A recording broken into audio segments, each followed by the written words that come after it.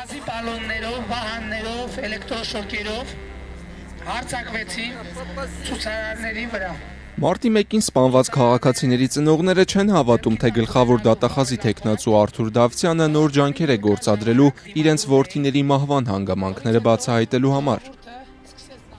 2008-ի նախագահական ընտրություններից հետո սպանված 10 քաղաքացիներից Գոր Քլոյանի հայրը հիշում է, որ նման հայտարարություններ են արել նաև նախորդ երկու գլխավոր դատախազները։ Վերջերս հրաժարական ներկայացրած Գևորգ Կոստանյանը նույնիսկ տղամարդու խոսք էր տվել, բայց դեռևս որևէ մարդասպան պատժված չէ։ Ջղայնանում ենք, որովհետև սուտ են խոսում։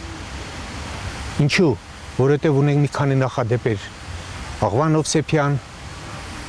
Կոստանյան եւ նոր դատախազի թեկնածու։ Նա եթե ուզենա էլ չի կարող բացահայտել, որովհետև իրեն թույլ չեն տա բացահայտելու Մարտի 1-ի էջը։ Ինչու թույլ չեն տա, որովհետև այս իշխանությունը սպանել մեր երեխաներին եւ այս իշխանության դրած դատախազը երբեք դա չի անի։ Քլոյանը պատմում է, որ արդեն 8 տարի շարունակվող նախաքննության ընթացքում արդեն 4 քննիչ է փոխվել։ Բոլորն էլ իրենց կանչել են հարցաքննության, տվել նույն հարցերը, արձանագրել նույն պատասխանները։ Ես հարց եմ ուղարկել քննիչին։ Պարոն քննիչ, ասում եմ,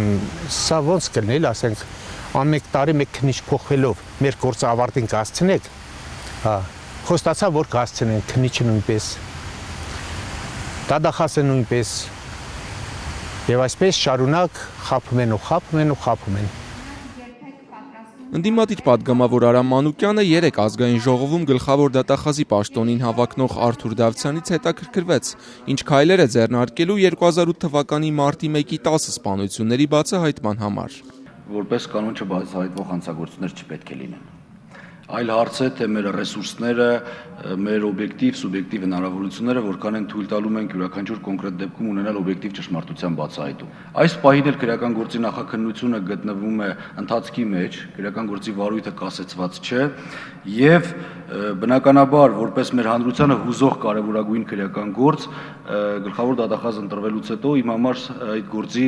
մանրամասն ուսումնասիրությունը եւ դրա բացահայտման հանրությանը հետաքրքրող տեղեկատվության տրամադրման առումով իմ առաջնահերթություններից մեկն է սա լինելու։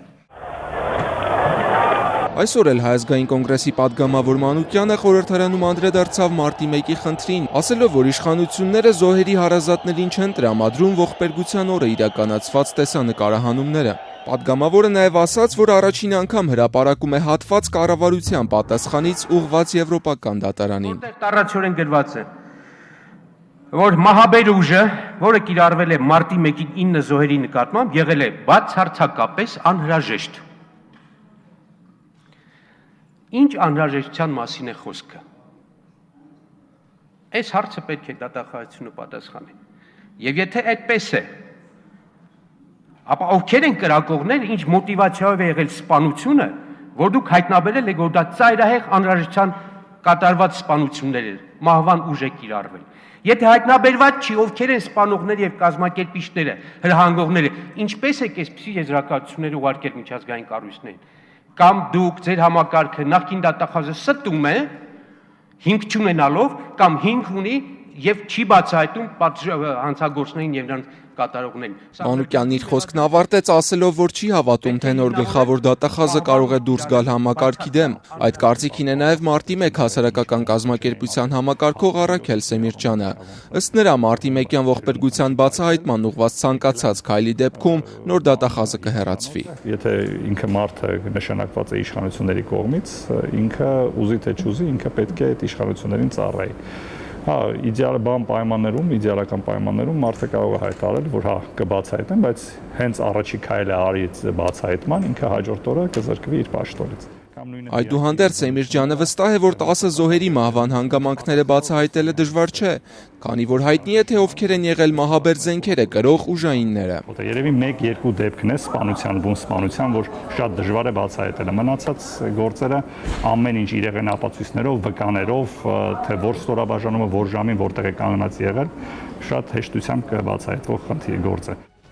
Սեմիրճյանը տեղեկացրեց նաև, որ զոհերից 9-ի հարազատների կողմից Եվրադատարան ներկայացված բողոքի քննությունն արդեն մոտենում է ավարտին։ Կառավարությանն ու կողմերին հարցեր ուղղելու փուլն ավարտվել է եւ հնարավոր է, որ մինչև այս տարվա ավարտը Ստրասբուրգյան դատարանը հրապարակի իր որոշումը։